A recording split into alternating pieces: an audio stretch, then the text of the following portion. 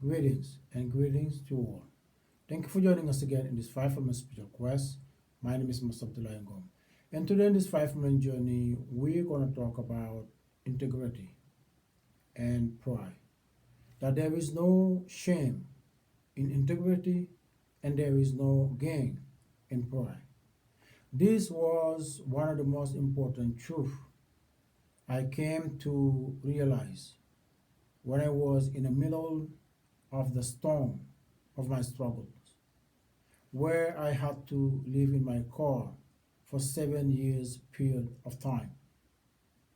Then when I came out of the struggles, this truth become one of the most valuable knowledge that worth all the struggle.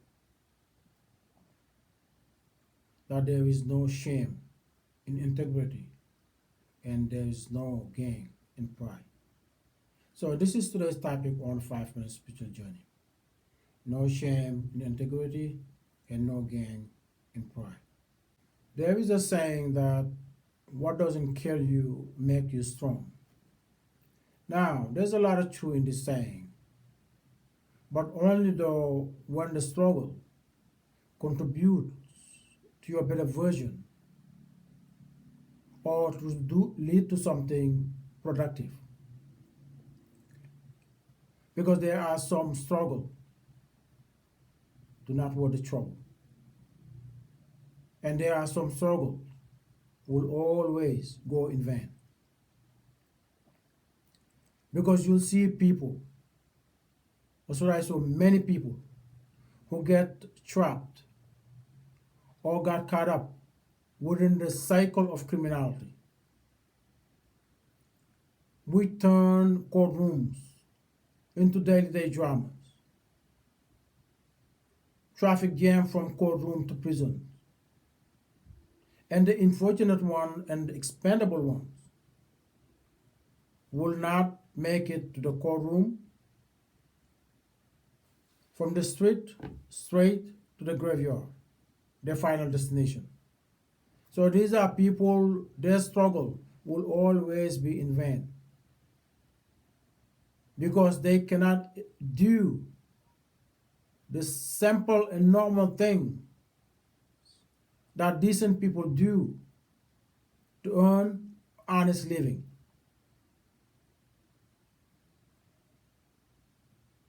They want a shortcut, always come short or getting caught.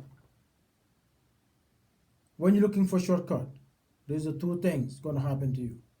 You're going to come short or get caught. As is bank robbers. When you study this mind, the mind of a bank robber is fascinating. Fascinating. One with a high capacity, to able to think, figure things out, set things in motion, but yet become the victim of his own mind. That's what fascinates. That's what gets fascinated about bank robbers.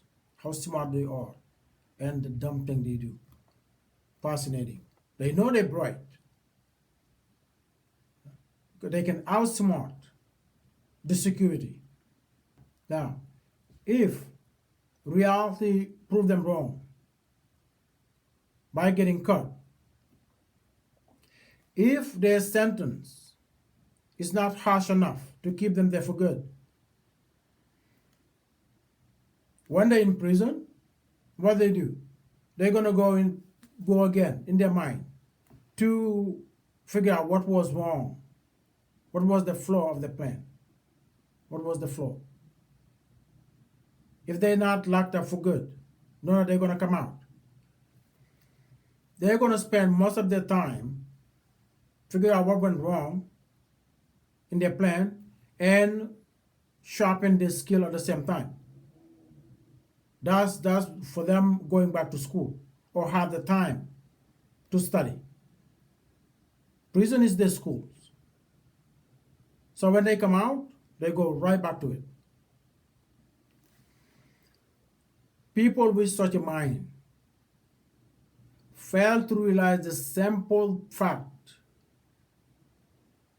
that their plan can never be upgraded to make it right.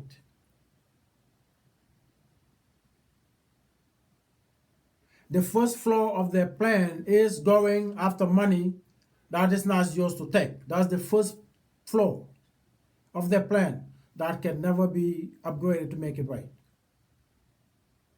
You see?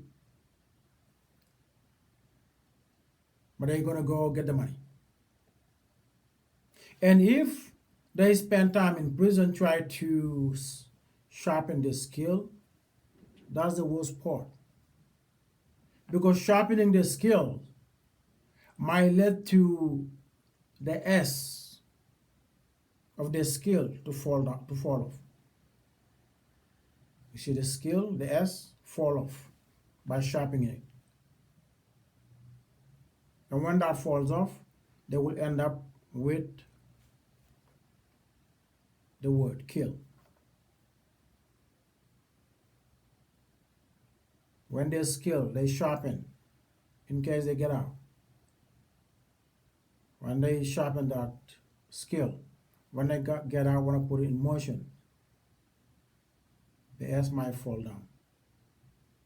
And they will end up with the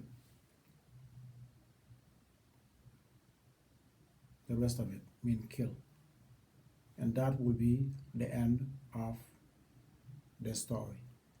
That kill will be the end of their life story. For a mind that is so bright, doing something so silly and so dumb is fascinating. That's why I'm so fascinated by bank robbers. See? Because this is one of the most powerful instruments in the universe. This is the most powerful instrument. That's why knowledge is the most valuable currency of the consciousness. I'm not talking about smart. You can be smart and not having knowledge. Knowledge is what can be put for the greater good. All knowledge, good or bad, approve or disprove. So in some case, bad knowledge can be more useful. Knowing the bad can be more useful than knowing the good. I'm not saying doing, knowing. Because knowing what is bad or what is condemned can prevent you from doing it. Can prevent you from doing it by knowing it. Because you can do it without knowing it. So knowing the bad or what is forbidden can be more useful than knowing the good. Because the good, doing the good thing cannot get you in trouble. But doing the bad thing, that can get you in trouble. So knowing the bad can be more useful than knowing the good. Because knowing it can prevent you from acting it or be victim of it. This was one of the most valuable knowledge or advice my coach, martial arts coach, gave me when I very 21, 22, when I was start traveling outside my country, Senegal, to different countries. He said, kid, when you go to any country, the first thing you need to do, learn their laws, so you will not be victim of ignorance. Learn their laws so you will not be a victim of ignorance. Because the price for ignorance sometimes can be very hefty. So when you go to, he said, even when you go to a country, see people all naked, and it's not your custom, naked like everyone else. Then try to find out what is the reason behind it. Now, When you know what is the reason behind it, just then, if you want to speak about it or challenge it or whatever the situation will be, you will not do it through ignorance. You will not do it through ignorance. But just condemn or question or challenge or rebel against anything just because it's not your custom, that's a pure ignorant. And there's some battle of ignorance. It's not worth the cost or the price. You will pay for that. That's why knowledge is so crucial. You study, you have the knowledge. So when you're gonna challenge whatever that is, you will not challenge it through ignorance. You will not challenge it through ignorance.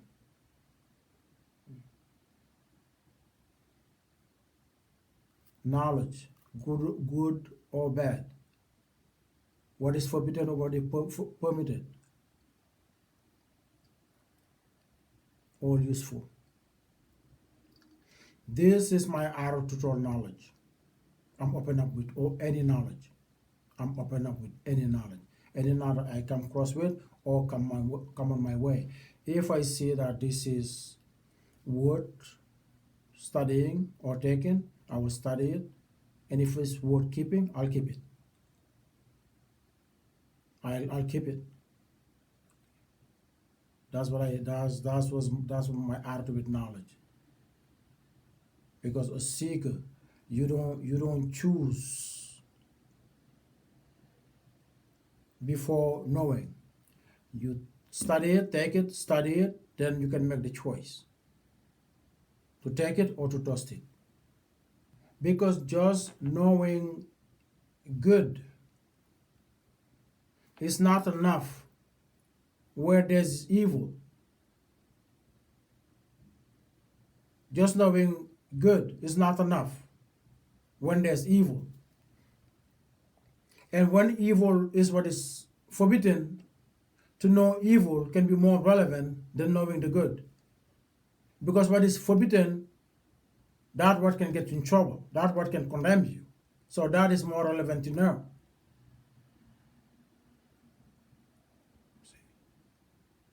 See? And when you understand that, you will not fear of evil. You want to know evil. Not do evil, but you want to know it. You will not be fear of evil. This is one of the most dangerous mindset of many of these belief systems. Holding on to what they believe and condemn what they don't. Don't want to do nothing with it. Don't want to associate, don't want to know. This might be true, and they will hold on to it. I'm willing to fight for it. Which is against the universal law.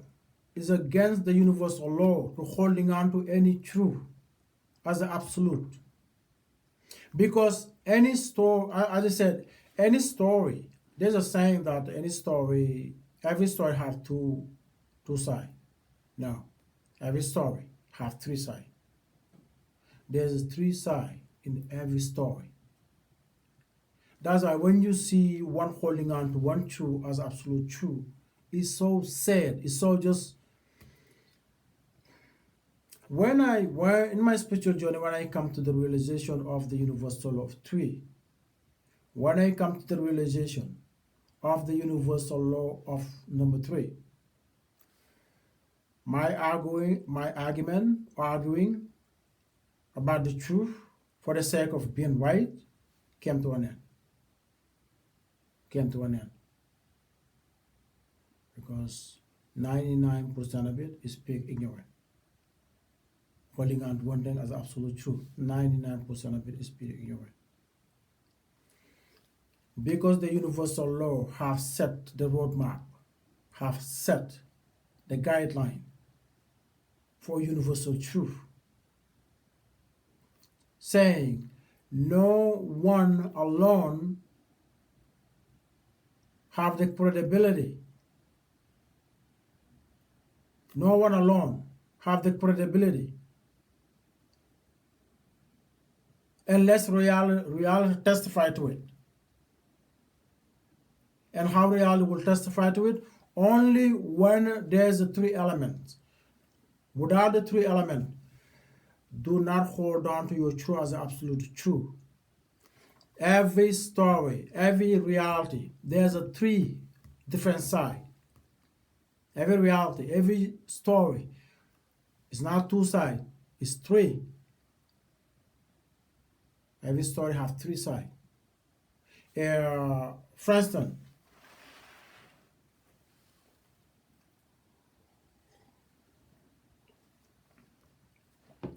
now let's make an analogy about the glass. You have two people to describe the story of the glass, the reality of the glass. Now, one on the right say the glass is half full. The one on the left say the glass is half empty. Two people. Now, they are both right, right? They are both right in their perspective of their view or analysis of the glass, because they both right. Each one of them is right on their assessment.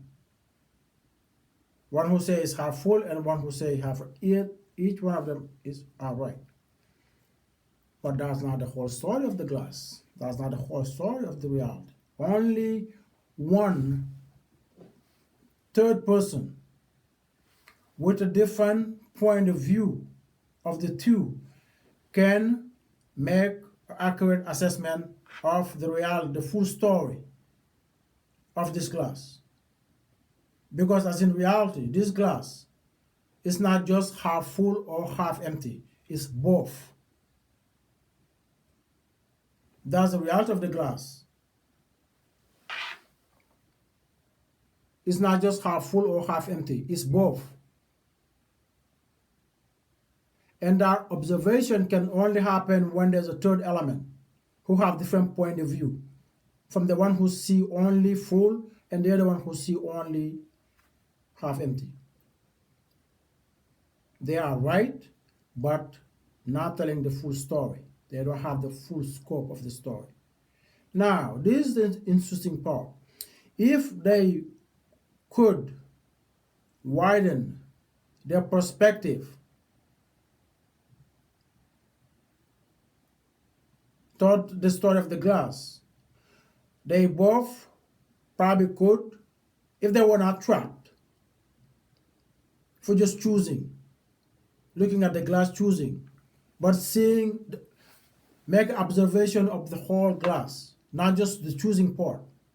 This is my religion, this is my political part, this my that. Not the choosing part. But to look at the reality of the situation. They might come to the same conclusion, that this glass is both half full and half empty.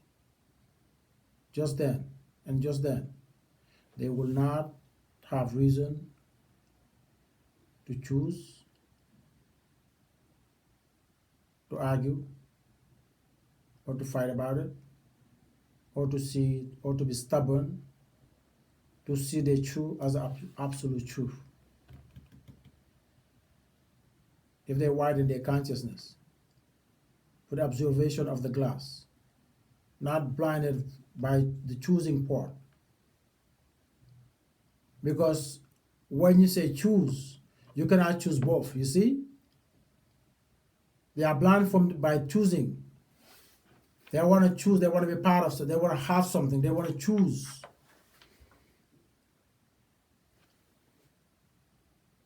The choosing blind them from the reality of the situation. The choosing. Choose my religion. You need to choose a religion. I have to choose my political party. You have to choose the political party. If you look at the whole religious system itself, you know there's no reason to choose. You look at the whole political system, There's no party to choose. It's a system. That's the illusion. That's why when you understand the universal of the three, you will not get caught up by choosing one or two. Because when you do, whatever you assess thing, it will be incomplete, inaccurate. It's not complete through the three. And when you know that, you will never hold on to anything as absolute true. Because just saying the glass is half full and you see that as absolute truth, yeah, it's true, but it's not absolute truth. It's your truth. Not my truth, not his truth. Your truth. And your truth does not mean all truth. And this is what the universal law is all about. It's not about one perspective. It's not about one opinion. It's the reality of situation. That's why the law, universal law of three, is so crucial. It's so crucial for humankind to understand, because it can bring all the dispute, all the confusion. Because by I'm right and you're wrong, this is mine, this is yours. Understanding this law can bring all to an end. When I come to understand this law, I don't argue anymore. Argue about anything. There's no reason to argue, because the universe set the record straight. The universe already answered the questions. It's already clear. The God who created this universe, everything is already set, perfect, for one to understand. And when you do, you will not waste your time arguing with anybody doing all this nonsense people doing in the name of right or wrong or belief system or all this nonsense. See? 105. Oh, I'm right is half full. Oh, I'm right is half empty.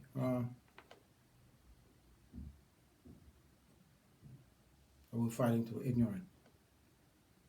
Because just because you're right does not mean your right is only right there is. That's why till reality, testify. Only reality can provide absolute truth. Only reality, no human being, no one individual can provide absolute truth. Only the universe can. Only the universe can. That's why if your political party tell you that they're the right one who can take care of the issue of the nation, or your religion is the only one who can take you to heaven, everyone else is wrong, and they all say the same thing, isn't it? Every religion think that they're the right one to walk into the right path. How that is possible? How that is possible? Over millions of religions, how can each one of them think that they're the one in the right path? That alone is confusing enough to stay away from it, because that is not possible. If the truth and the right path is one, and million of them, each one say that they walking on the same path and they cannot see eye to eye. How confusing that? Even a child can see the nonsense of that.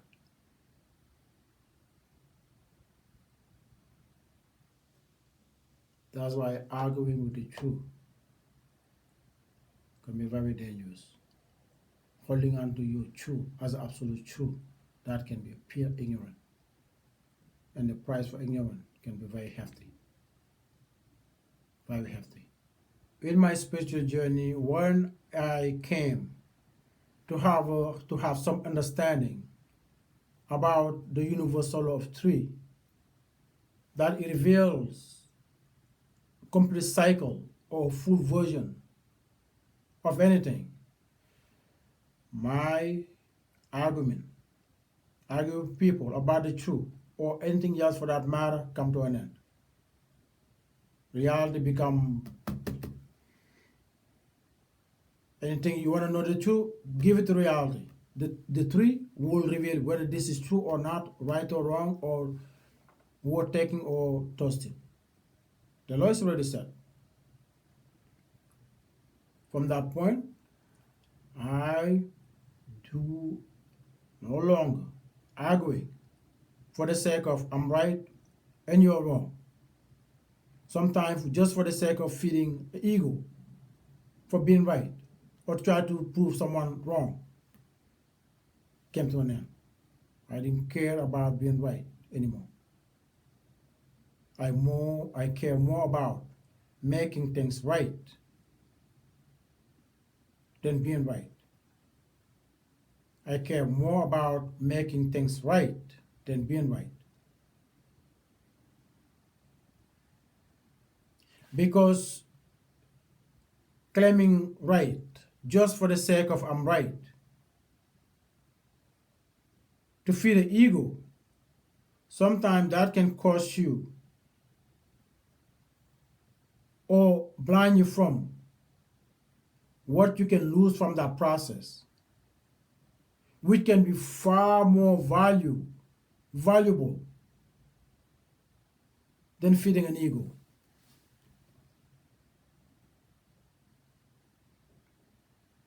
Arguing just for the sake of I'm right and you're wrong.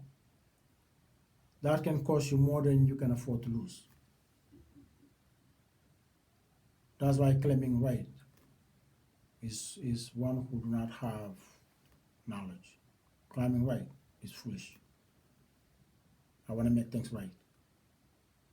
I don't care about being right. I want to make things right. What is being right and lose everything? Or what is the point of being right? Okay, I prove you wrong. Now that cause, why would I do that? What is the point of that? If I see it's not right, I want to make it right, not to claim right. That's why I don't argue with people. I do not argue with people anymore. There's no reason for that. There's no reason for arguing. I'm right, you're wrong. Now that's pure ignorant. That's pure ignorant. I don't argue with people no more. See? If the subject is on place, the universe detect the tools to know what it is. It's there. It's already set. And when reality proven what it is, somebody else's opinion is irrelevant. You're not going to be arguing about it. You know what it is already. And I'm not going to be fighting you, try to make you see it or to see what I'm saying. Why would I do that? If you meant to see it, you will see it. I will just tell you my side, how I see it. If you can dismantle it, go ahead. I'm not going to argue about it. Arguing about right and wrong, pure ignorant. Pure ignorant. I'm right because it's half full. I'm right because of half empty. Pure ignorant. Because your observation of the truth is one piece and one piece of a whole or many.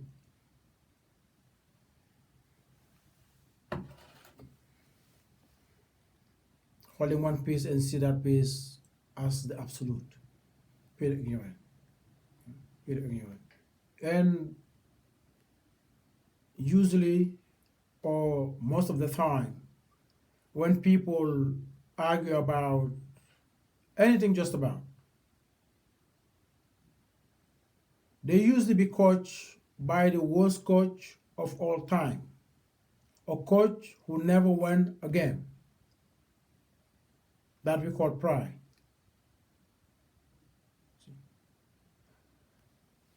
The most incompetent coach, at the same time the most popular coach. A coach who never won a game, but yet be more expensive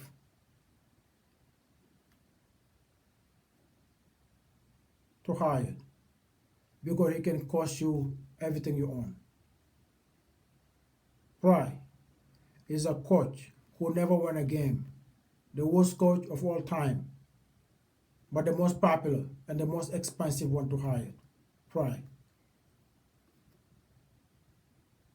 When it's on your side, he can make you hold on to absolute truth. One piece of 1,000 tell you that's the truth. Hold on to it. See? Or give you advice. Coach you to a path where your loss will be irreversible. This is the coach everybody need to understand. It's the worst coach of all, called pride. It will coach you to feed the ego. It's the one who coach people to argue for the sake of feeding their ego. For the sake of I'm right and or try to prove someone wrong, to feed the ego, end up losing everything, end up relationship or respect or many other things. This incompetent coach that we call pride drag entire family to a ditch for his bad method of coaching. For example, you see a family, let's say a family who's in this financial situation where they're facing a foreclosure of their house for the bank to take back the house. Now, because they exhausted all the extension chances, now they're in a situation where pay or lose it situation.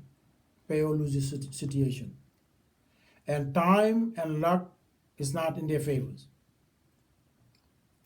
Now, mom and dad sitting with worry, anxiety, try to figure out what to do, think about the kids, as well as close friends and families who might use their struggle to become a local news reporter. Because there's those type of people, close families and close friends, who are just looking for someone's struggle. Because that would enlighten, that will trigger or lighten their burning flame within themselves, their true talent. A talent that even is condemned by the heavens. We call Gazapus, who their tongues are more deadly, are more lethal than a sword. And here you have mom and dad worrying about their children, what they're going to do with the house, and worrying about these gossipers, what they're going to do with their stories. Blind them from seeing the possibility of downgrading from mortgage to rent, because that will be seen based on pride coach will tell them that will be degrading their whole lives. See, from mortgage to rent will be not an option, because that's degrading their life and their reputation. Because the gossip, slander, they are there waiting. So that anxiety, that fear, usually put them in a corner where coach will come to dad. Tell them, man, you have to man up. Put your superhero suit and take care of the situation. Then that will, and guess what? Those options, criminality can be one of them. Solve this issue by all means, before the humiliation, before everybody knows. Because if they know, they're going to know your struggle. Now, superhero dad will put on his suit and try to find how to get this money, and usually if, let's say, it's going to the bank. Just an example. superhero dad might call some friend to sell them the ideas, if not, or go by himself. But what is certain, the superhero dad will go to the bank and to get the money to solve the situation. And the coach will tell him it's going to be just for one time to get out of this mess. And that one time is taking the bait for downfall. Then super dad put on his suit, head to the bank. Now, in this reality, three scenarios can happen to this super dad who try to save a house. Three things can happen to this super dad. The first, most realistic and most realistic one, the first one, is superhero dad get killed, lose family, lose house. Family lose dad, and eventually lose house. Lose situation. You see? Superhero dad go to save a house by all means necessary.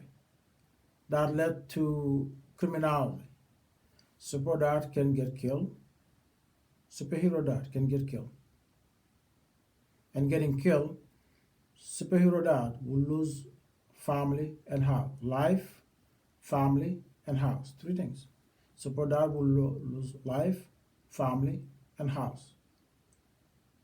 Just to try to save family, try to save a house, end up losing three. Life, family, and house. Family will lose superhero dad,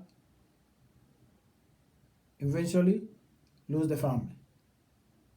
And the news, what was the struggle, that was being tried to bury or keep under the rug, now is a world news. That will give the gossipers enough news that will take them for a long time to broadcast. You see, that's the first option. That's the first thing that can happen to this dad when pressure occurs, and pressure want to be solved by all means necessary, even criminality. If something you have to do, pressure, just because of what? Pride, or what someone else will think of them, reputation, end up losing it all. The first scenario that can happen to this superhero dad who try to save a house. The second scenario that can happen to this superhero dad who's on a mission to save a house. The first one get killed and lose everything. The second one, superhero dad get caught and sent to jail.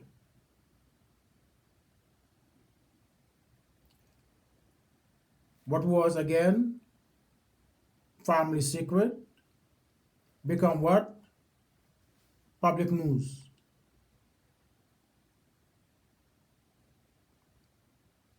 And that will turn what? Gossipers to what?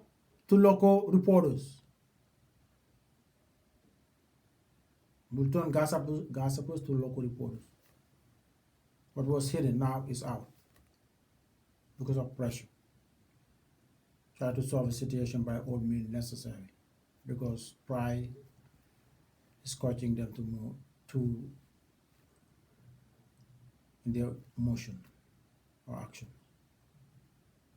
Now, superhero dad who could not see or accept or downgrade from mortgage to rent now find himself in a prison cell, 6-foot cell, with no family members who their lives are degraded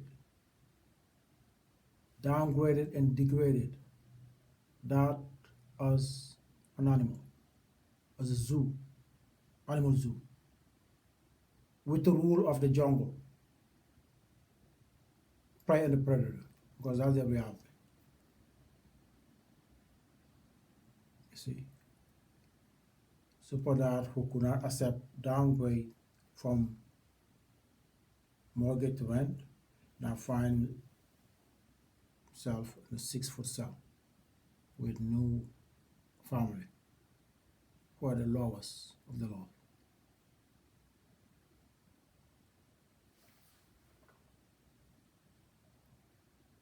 For their downgrade, integration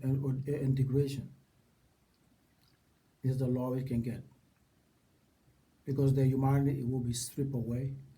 All of it, include their own names, have nothing left.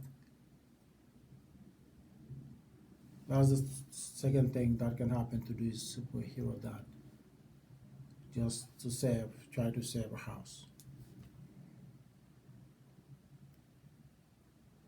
And then find himself in a similar house and a big issue. And the house was trying to save, but unfortunately be lost. Just because of pressure and pride jumps in. What are they gonna think? Make you do something that's so it's not what people gonna think, but what people are going to say. Pride. Never game with pride. Is the second thing that can happen to the superhero that who pride led to a journey to save a house. Now, the third scenario of this superhero dad who on a mission to save his house.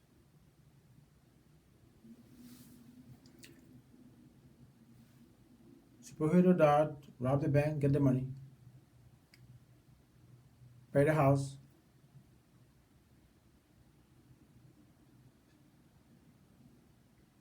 just then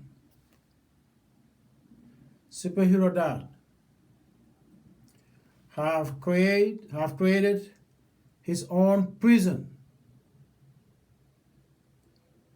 He didn't go to prison, but the superhero dad have bring prison into the house.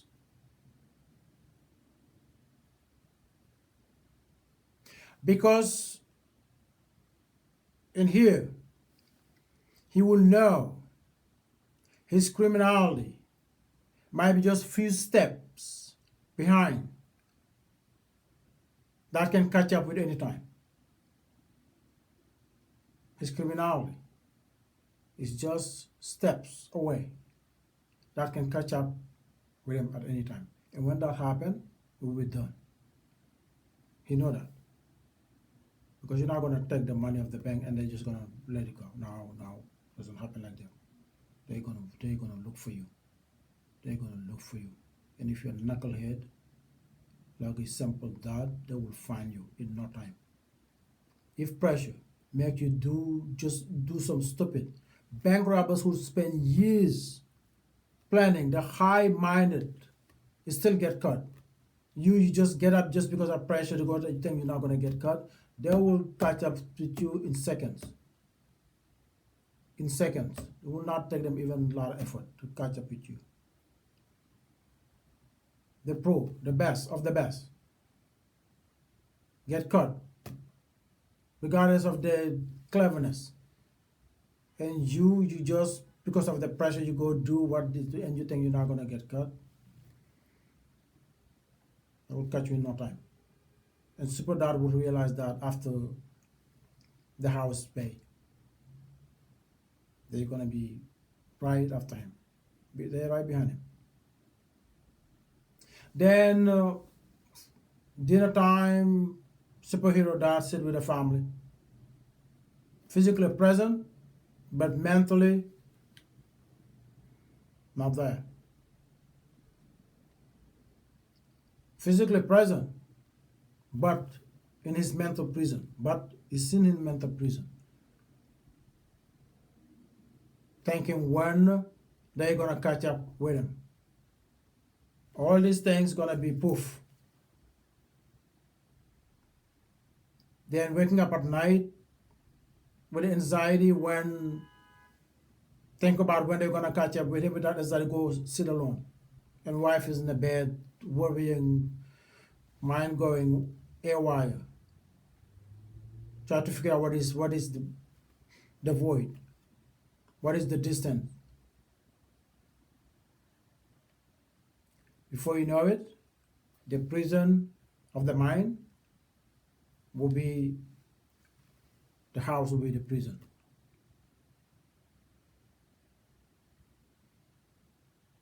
When father is in the prison in the house becomes prison. When superhero dad is in the house become the prison. Because have created prison, you cannot escape. You cannot escape the prison you create yourself. And before you know what happened when people in prison, what is their first wish, desire? To get out of prison, to break out. Every prisoner, most of them, ask them to grant them one wish, get me out of here. Grant them one wish, get me out of here. So you see, just then children, wifey, house is no longer house. It become prison. You see? The third option, yeah? Get the money, pay the house. House become prison. Before you know it, superhero dad who lost family, lost house, and still will not be free from his mental prison. That he will be there if it's not for lifetime. For doing something so stupid just because of pressure. Just because of pressure. Ups and downs. This is part of the fabric of life.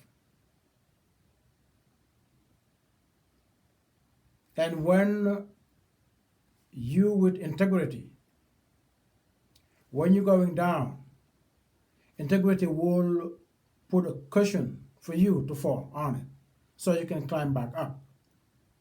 That's what integrity do. When you with integrity, when you're coming down, sometimes you need to go down for a reason. Sometimes it's necessary for you to go down. It's purposeful. Trust me, it's purposeful. And when you deal with integrity, you will lay down. It's not going to be the scenario, harder they go, harder they fall. Now, because you're with integrity, it will lay a cushion for you where you're going to land on so you can climb back up.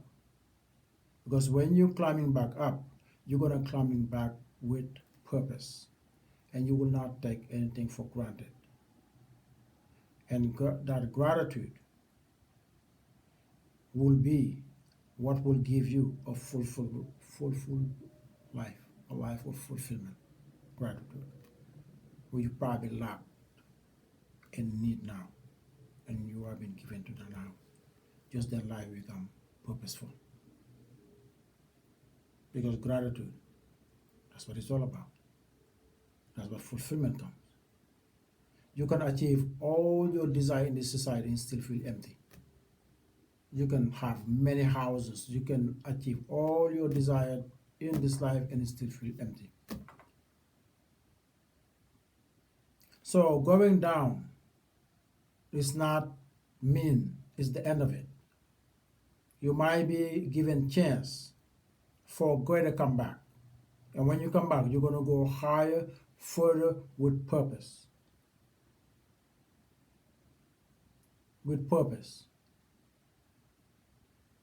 But thinking about going down make you hire the worst coach of all time, pride, telling you what others gonna think, they're gonna say, do this, do that.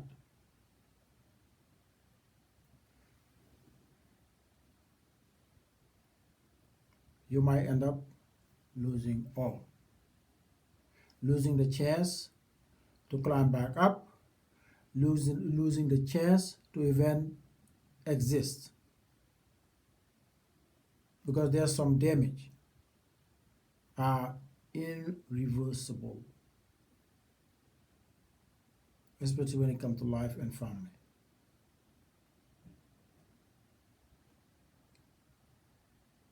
Pride should never stand on your way for you to adjust and adopt. Maybe life is giving you a direction, a better direction that requires adjustment. I'm here to testify to that. I'm here to testify to that. I will go again, regardless how harsh my struggle seemed to be when I was going through it.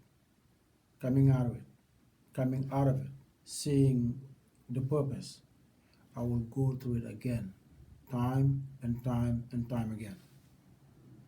Because without it, I don't think life for me would be worth living. Without that, without the struggle, what I got out of it, if it was not that, to be grateful with life, with gratitude, to be grateful to be alive, to see the purpose of life, to see my purpose in life, to see what worth fighting for, what worth living for.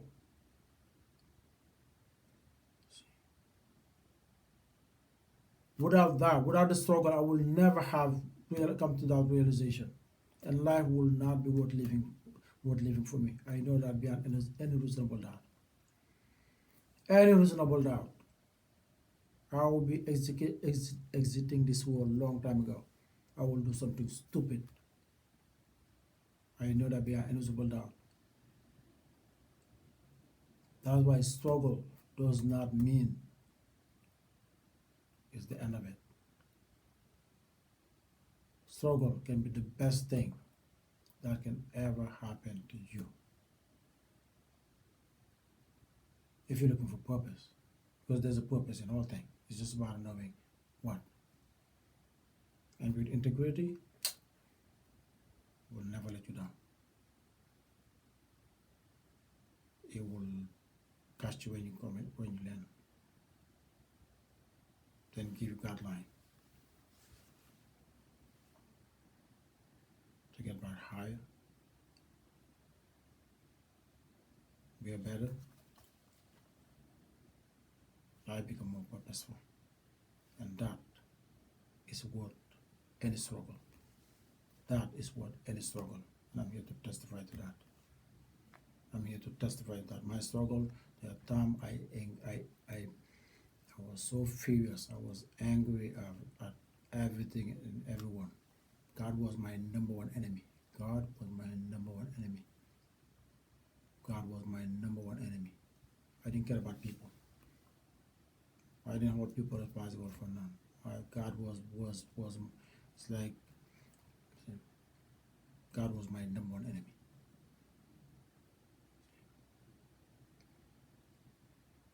I used to be so angry. I used to just say, if I held trial. I used to have trial, my own trial, and could put God to understand.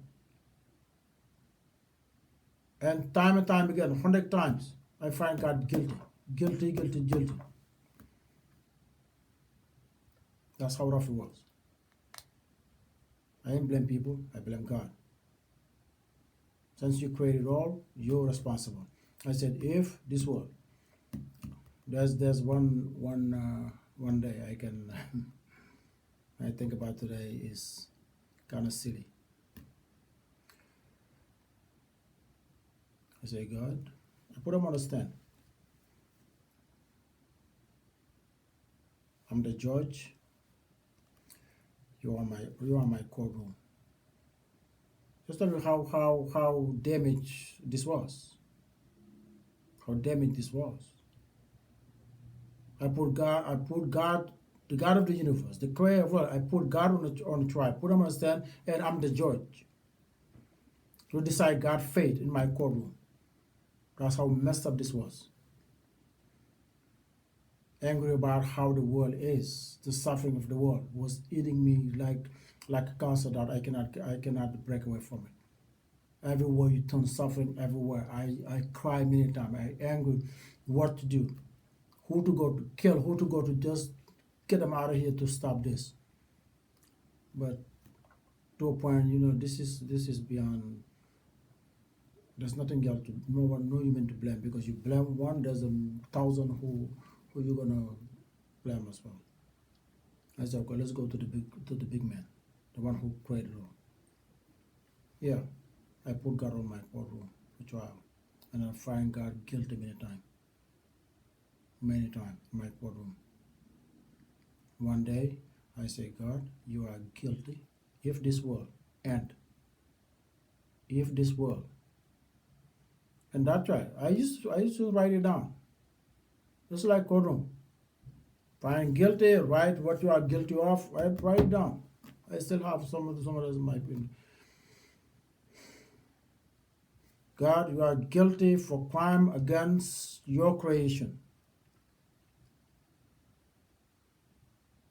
So God, you are guilty if this world end the way it is without you restore it.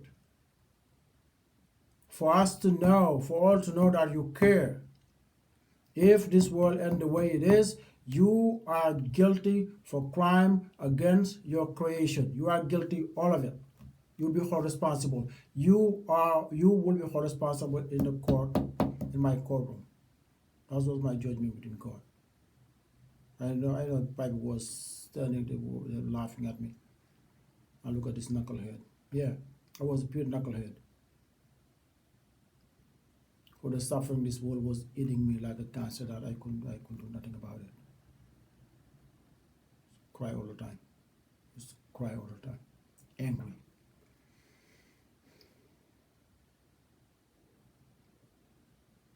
But I realized God was training me.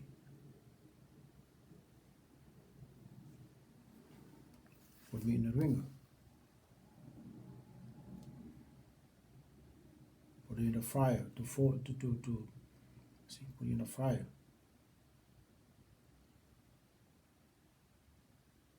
That's why God, if you put in the fire to burn all that need to be burned, when you come out of the fire, you will not smell smoke. And you will not be burned by fire anymore. You become part of the fire. That's how God do things. When He forged you, when He forced you, when God forced you in the fire, when you come out there, you don't smell smoke. And you will not be burned by fire. You're part of it. That's God. That's why struggle. All struggle is not bad.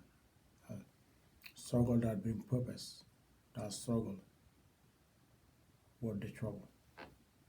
Never allow pride to derail you from that process, because that process might be